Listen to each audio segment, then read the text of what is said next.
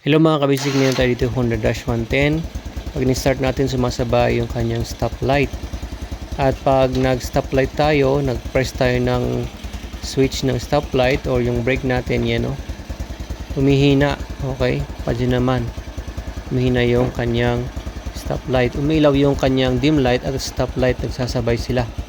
Kung wala nang problema dyan sa wiring niya, walang nag-ground dyan, ang problema talaga ay yung ating mismong bulb natin. Ayan.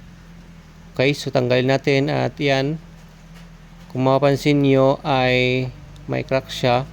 Pero hindi naman yung crack yung problema dyan. Yung mismong grounded yung dim light at saka stop light. Kaya kung sa dim light lang sana yung umiilaw, sinasama niya yung stop light. Okay, yun ang problema. Kaya palitan natin ng bago, syempre. Ayan. Kabitan natin at start na natin at tignan natin yung pagkakaiba kanina, no? Ayan.